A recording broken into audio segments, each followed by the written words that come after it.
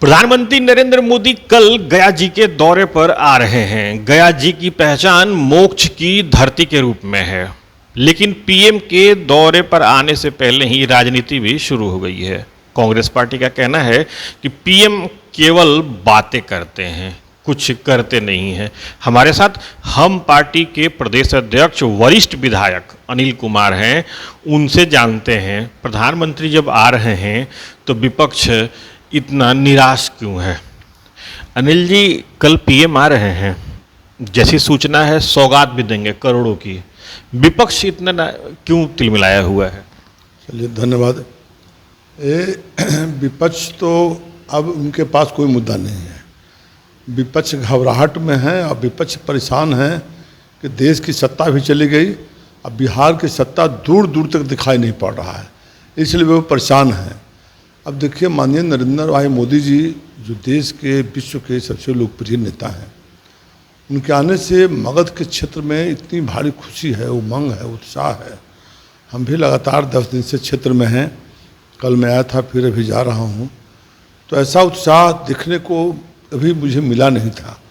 माननीय प्रधानमंत्री जी एक करिश्मा है, उनके प्रति गजब सा जज्बा है उनका, और उनके प्रति लोगों का उत्साह और उनके प्रति लोगों का है कि ये जो बोलते हैं सो करते हैं, इसलिए कि एक काम उनके रिजिम में हुआ है। अब बिहार के हमारे माननीय मुख्यमंत्री नीतीश कुमार जी की जो पहचान है, दोनों का पहचान विकास के रूप में है देश में, इसलिए इतना खुशी की लहर है जिसकी मैं उम्मीद नहीं करता था। एक पुल भी कल मोकामा में उद्घाटन होने वाला है, जो सीधी कनेक्टिविटी हो जाएगी उत्तर और दक्षिण बिहार की। उस पुल का शिलान्यास पीएम मोदी ने ही किया और उद्घाटन भी वही कर रहे हैं। विकास के लिहाज से वो पुल कितना मायने रखता है? देखिए, पहले आप वो सब जानते हैं कि 84 में एक गंगा सेतु पर पुल बना था, एक राजेंद्र सेतु पुल था। अब बिहार में इतनी घनी आबादी और झारखंड जो बिहार बंटवारा के बाद जो घनी आबादी का जो आने जाने का, सभी प्रदेशों का जो जाने का, उत्तर बिहार इतना बड़ा इलाका है, तो उसे मात्र 2 पुल था। माननीय मुख्यमंत्री नीतीश कुमार जी बिहार में गजब जादू किए, और जब ऊपर से एनडीए की सरकार दिल्ली में बन गई तो उस समय से ऐसा विकास हुआ है कि हम लोग जहाँ भी देखते हैं ये महासेतु जो सब बना है। अब ट्रेन उत्तर बिहार जाने आने के लिए, अब बेगूसराय में मोकामा में जो पुल, इससे अब चारों तरफ निर्बाध रूप से जाने आने का साधन हो गया जनता में कहीं भी। अब तो देखिए, गया हम लोग पहुँचते हैं 1.25 घंटा में। अभी गया हमको जाना है, 11 बजे मीटिंग है, तो अभी हम यहीं बैठे हुए, इसलिए कि अभी जाएंगे 11 बजे पहुँच जाएंगे। पहले 6 बजे निकलते थे, 11 बजे पहुँचते थे। दरभंगा जाने के लिए रात भर बैठना पड़ता था। तो कोई बिहार में कुछ था ही नहीं, ये बीमारू बिहार हो गया था, मरा बिहार था, उजड़ा बिहार था। बिहार में लोग सोचते नहीं थे कि अब बिहार में तरक्की होगा। छात्र प्लान करते थे, शिक्षक प्लान करते थे, किसान भय से भागते थे, विद्यार्थी भाग रहे थे, मजदूर भाग रहे थे, और गांव के गांव उजाड़ हो गया था, निराशा में बदल गई थी। लोग सोचते नहीं थे कि अब आशा के किरण कभी है। ऐसी तो कहते हैं कि डेवलपमेंट हुआ ही नहीं है, कुछ नहीं हुआ है। तो कोई व्यक्ति कह दे वो तो अलग बात है, लेकिन कोई व्यक्ति जाता है यहाँ तो 2.5 घंटा में दरभंगा पहुँच रहा है, 1.25 घंटा मुजफ्फरपुर पहुँच रहा है, 1.25 घंटा में छपरा पहुँच रहा है, 1.25 घंटा में गया पहुँच रहा है। जो माननीय मुख्यमंत्री जी रखे थे कि हम 6 घंटा में बिहार के सारे जिलों को जोड़ेंगे, वह 5 घंटा 4.5 घंटा पर पहुँच गया। अब इसमें बोलना तो किसी का बेवकूफ़ी है, कोई बोल सकता है, कुछ भी बोल सकता है, इसलिए बोलना कुछ नहीं। सामने लोग देख रहा है बिहार में क्या था। हम तो मिनिस्टर थे 2005 से 10, साइंस टेक्नोलॉजी मिनिस्टर थे, तो 2 बिहार में इंजीनियरिंग कॉलेज था, एक था मुजफ्फरपुर में, एक भागलपुर में। आज जाकर देखिए, मेरे ही समय में खुला Birla institute technology, Indian institute technology, आपका चंडी वगैरह में मेरे समय खुला था, गया मेरे समय खुला था, दरभंगा खुला था, और उसके बाद लगातार पूरे बिहार में 38 जिला में, सभी जगह जिला में टेक्निक कॉलेज, इंजीनियरिंग कॉलेज खुल गया, सब बच्चे पढ़ रहे हैं। तो पलायन जो लोग बोलते थे, पलायन तो दूसरे देश के, दूसरे प्रदेश के बच्चे नहीं आते थे बिहार की धरती पर, अछूत लगता था। और वो जब जाते थे हमारे बच्चे तो उनको हीन भावना से लोग देखते थे। अब प्लान होगा, प्लान तो बच्चे, प्लान शब्द इसको नहीं कहा जाता, अच्छी शिक्षा के लिए पढ़ना उसको भी हम लोग प्लान कह देते हैं। बिहार से प्लान होता है, प्लान नहीं होता है। अच्छी शिक्षा के लिए जो हमारे यहाँ से बच्चे जा रहे हैं, महाराष्ट्र जा रहे हैं, तमिलनाडु जा रहे हैं, कर्नाटक जा रहे हैं, तो उनके यहाँ के बच्चे आ रहे हैं। अब चले जाइए IIT में, अब चले जाइए बिरला इंस्टीट्यूट टेक्नोलॉजी में, अब चले जाइए national institute of fashion technology में, IIBM में, किसी भी लॉ में, चाणक्य लॉ यूनिवर्सिटी में। आप जो माननीय मुख्यमंत्री जी इतिहास के पन्ना में जो हम लोग देखते थे कि नालंदा में खंडहर है, विश्वविद्यालय होता था, वह मूर्त रूप कर देने का काम किया। इसलिए माननीय मुख्यमंत्री नीतीश कुमार जी ने जो विकास किया है वह देश में एक विकसित राज्य को ला करके देश के स्तर पर खड़ा कर दिया। और अभी तो गांव-गांव में गरीब लोगों को परेशानी होती थी, बिजली में छापामारी चलता था कि बिजली बाकी है। अब 1,63,00,000 परिवार को जो बिजली 125 यूनिट से ज़्यादा नहीं लगता था, उनके लिए अब इतना बड़ा समझिए कि उनका उपहार मिला कि वो खुश हैं कि हमारे लिए गरीबों के लिए वरदान माननीय मुख्यमंत्री नीतीश कुमार जी ने करने का काम किया। इस सामाजिक सुरक्षा वाला 2 परिवार, जहां हम घर में गए कई लोगों के, तो 2 परिवार लोग थे, तो बोलते हैं कि 11,22,00 मिलता है अब हमको। माननीय प्रधानमंत्री जी ने अनाज देने का काम किया।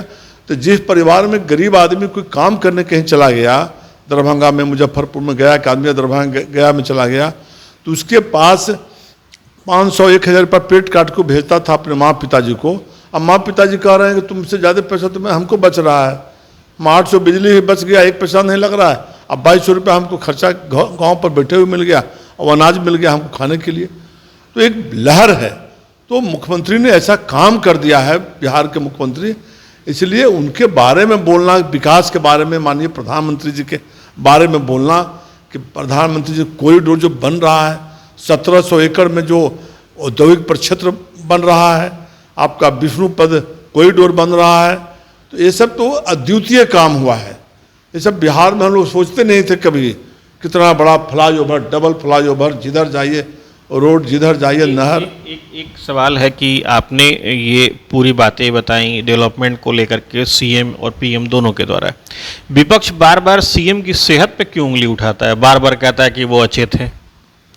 माननीय मुख्यमंत्री जी की रोज सभा हो रही है, रोज जा रहे हैं, रोज निरीक्षण कर, उनका जो विजन है, किसी के पास है बिहार में विजन, वो विजन के साथ जो काम हुआ है, हम लोग विधायक हैं, हम लोग उनको 4था टर्म विधायक हैं, हम लोग जानते हैं उनका क्या विजन है। उन्हीं का विजन का नतीजा है कि हम लोग क्षेत्र में जनता में इतना समर्थन मिल रहा है, उन्हीं का विजन है। ये माननीय मुख्यमंत्री जी खुद एक अभियंता हैं और उनका विजन जो है एक IITian से भी ज़्यादा है, वो विजन के साथ काम करते हैं। अचेता व्यवस्था मूल लोग सपना देखते रहे हैं, वो होने वाला नहीं है। माननीय मुख्यमंत्री जी फिर भारी बहुमत से 200 से ऊपर सीट जीत करके कीर्तिमान कायम करने का काम करेंगे। बिहार में वोटर अधिकार यात्रा निकली हुई है SIR को लेकर के, इसका कुछ फायदा भी होगा या केवल ये चुनावी एक तरीके से चुनाव को लेकर मुलम्मा चढ़ाने की कोशिश हो रही है? उनका पोल खुल गया, वो लोग को पोल खुल गया कि प्रशासन को ही परेशान कर रहे हैं चारों पर सुरक्षा व्यवस्था के लिए, अन्य विभाग के लोग परेशान हैं, काहे के लिए ये गलत सलत बात बोलते चल रहे हैं कि नाम काट दिया गया, नाम कट गया। अब हमारे गांव में 50 आदमी 40 आदमी का नाम कट गया तो वोट तो एनडीए का है, वो जो मृत्यु हो गया उसका नाम कटा है, या जो 5-10 बरस के लिए बाहर चला गया जिसका कोई बताने वाला अगल बगल नहीं है, ताला बंद है, अपना वोटर लिस्ट में डबल कर लिया, उसका कट गया।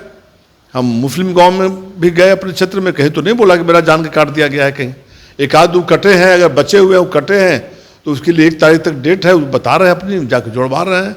ये गलत बात है, चूँकि विपक्ष के पास कोई काम नहीं है और वो जानते हैं कि भारी बहुमत से मुख्यमंत्री नीतीश कुमार जी फिर आ रहे हैं, तो अब बताइए ये तो वोट अधिकार यात्रा, ये जो घूम रहे हैं मताधिकार के नाम पर, ये तो बिल्कुल फर्जी बात है, ये तो कोई साबित नहीं कर सकता है। 5 को जीवित आदमी को, मृत आदमी खड़ा कर देना, तो 5 को 2 को तो किसी गाँव में खड़ा हो जाएगा।